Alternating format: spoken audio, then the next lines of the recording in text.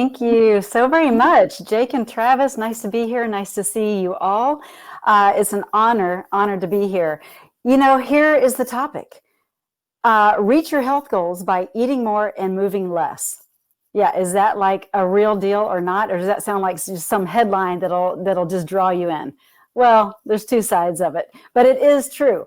You can eat more and move less, but here's the caveat. You have to eat more of the right things. And when you're moving less, by doing the proper things so that you're not having to over and do more than you need to and put a taxing situation on your body. So I really want to talk about 5 shifts, actually 5 shifts to maximize your energy as we talk through these reaching our health goals by eating more and moving less. So 5 shifts to maximize your energy with minimal effort so that you can have less stress and be more productive. Who doesn't want that, right?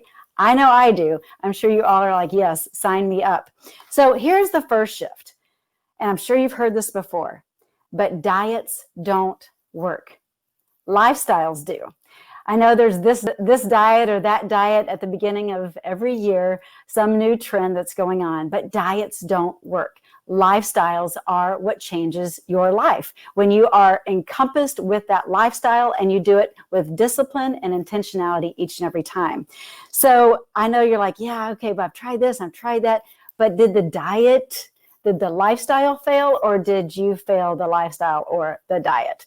So here's the question. When we are eating, do you tend to go after foods that you crave or what looks good? Because we eat with our eyes before we actually eat. We eat with our eyes first. Have you ever thought about that?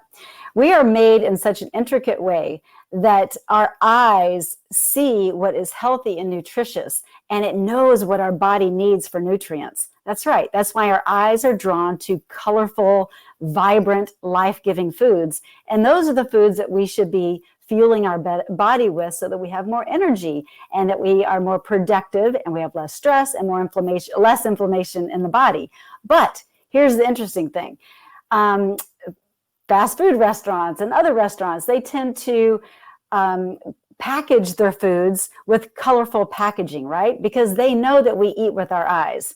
But you open up their food and it's typically brown, right? It's lifeless. There's no color. It's very interesting. So I want you to think about that next time you are craving something and you reach for something that looks good, that might be colorful on the box, but inside that box, it's not life-giving at all. So we want to eat with our eyes, but eat with our eyes in intentional ways, like with vibrant, life-giving foods. We also want to really recognize that the way in which we eat is going to set us up for success for the next hour, the next day, all week. I mean, every meal that we eat sets us up for the next amount of energy that we need for that given thing. So I know this is kind of COVID time. A lot of people are sitting, and that's part of the problem. We're going to get to that in just a minute. But I really want to talk again about how we need to really pay attention to what is going into our mouth. Now, you may be saying, well, what works? Okay, I've heard about this diet and this lifestyle, however you want to put it. I just don't know. Nothing has worked for me. I've tried everything. So what I'd like to encourage you with is that maybe you just want to take one thing off of your plate that is lifeless and you want to put something healthy on. Think about like a salad on every plate or something green on every plate just to start with. Maybe you don't want to do the whole big lifestyle all at once because it's too cumbersome, or you're just not ready for that big shift. Put a plant on every plate, and I promise it'll start to weed out the things that are not healthy on that plate, and you'll feel better, and you'll start craving more of that healthy, nutritious food. So that's something that you can do right away, and your body will thank you because it will start to receive the vitamins and the nutrients and the minerals that it needs to function at its fullest and at its best capacity. So, what's the next kind of shift that we need to do as we move into 2021 and we're looking at our health goals? We're wanting to eat more healthy, life-giving foods, and move less. We'll get to the move less, and here it is. Work out smarter, not harder. That's right. Smarter in the sense that you don't have to go to the health club, and you're probably seeing that with things being shut down because of the pandemic.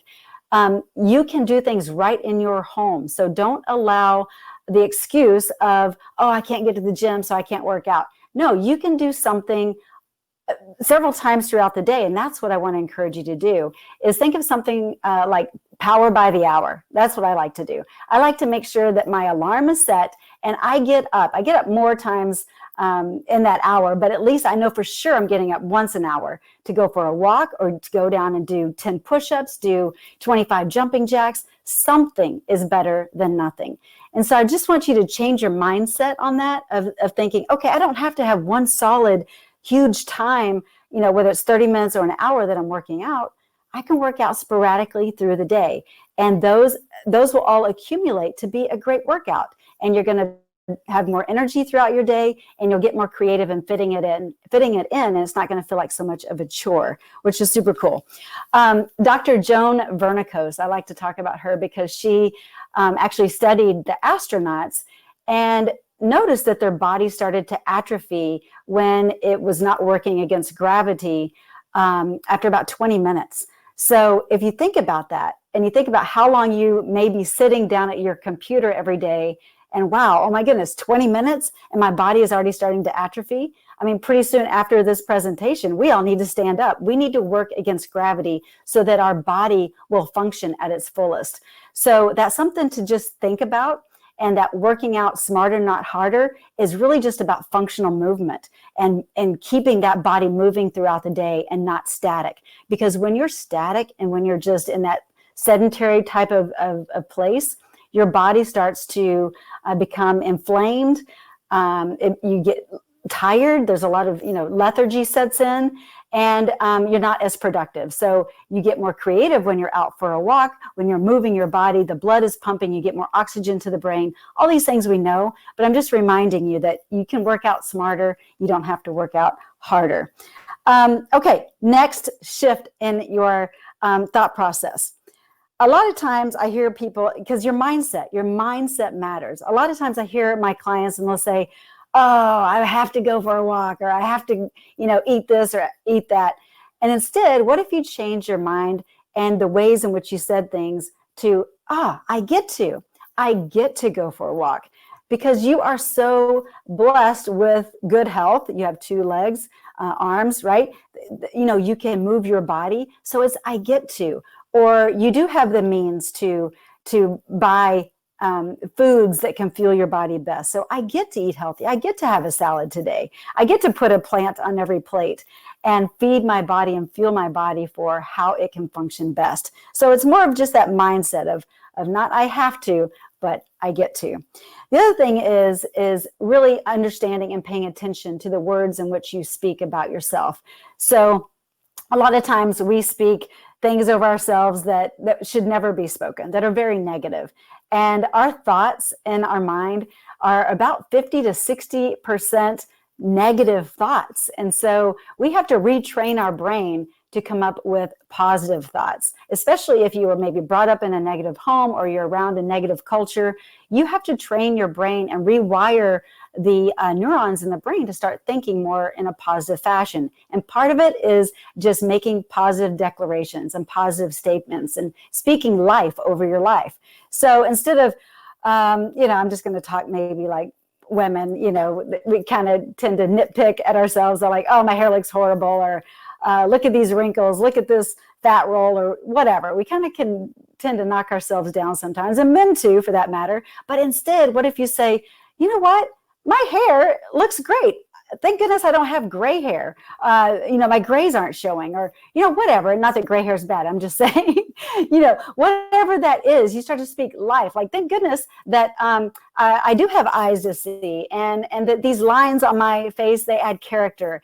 You just start to speak differently about yourself, and it gives you a better disposition. You feel more confident, and it changes the course in which you show up around your workspace or with others, or even over the phone.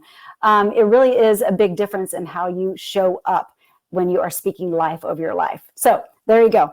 The next one is all about the F word. What is the F word? Yeah, I know.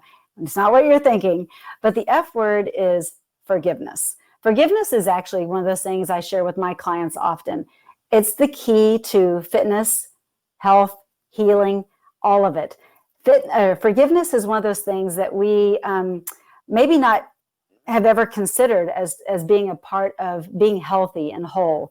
And I know we're talking about, eating less and moving more, but if you haven't been in a place of forgiving yourself for not taking good care of yourself, you might not even consider doing anything different for your life and changing your habits and changing your mindset and changing your actions to take better care of yourself. Because when we're in a place of unforgiveness, we tend to be more drawn in. We have resentment. There's bitterness. We tend to be a little more depressed. We don't show up in our best self. And so forgiveness all starts with, one, forgiving maybe someone who said something unkind or did something unkind to you. It could be something really big, but we have the opportunity to forgive that person, which gives us freedom to live our lives in the best, fullest capacity that we can live them in. Because when we are in that unforgiveness place, again, it's not hurting that other person, it's hurting us, and it's hurting our bodies at the cellular level. Yes, unforgiveness actually causes inflammation in the body, negative emotions that linger. We all have emotions, and not that you shouldn't go through grief or be angry ever. No, that's not what I'm saying. What I'm saying is your body knows if you stay in those lower, I call them lower vibrational frequency emotions, your body knows, and your body responds at the cellular level, and your body will hang on to inflammation. Yes, very true, just based on emotions and thoughts and feelings. So it's really important to be intentional about how you show up with your emotions. All right, next one. Understand that moderation kills momentum. That's right, because there's a moderation myth that I've heard way too many times, and it's, oh, you know what, just do everything in moderation. Everything in moderation is just fine. Well, is it? I mean, seriously, is it? So if you have that certain craving that you go to, and you've been doing really well on since January 1st on your lifestyle that you've been wanting to live and eat right, eat healthy, but maybe that, I don't know, maybe your weakness is chips. I don't know, I'm just throwing that out there. Chips. You're just going to have one or maybe just 5 chips, whatever it is. Next thing you know, the entire bag is gone. And so that moderation, just that one, can take you to the last chip in the bag. So knowing yourself and knowing yourself well is so important. I think a lot of times it's easy to say, oh, you know what? I've been doing so great. I'm going to reward myself with,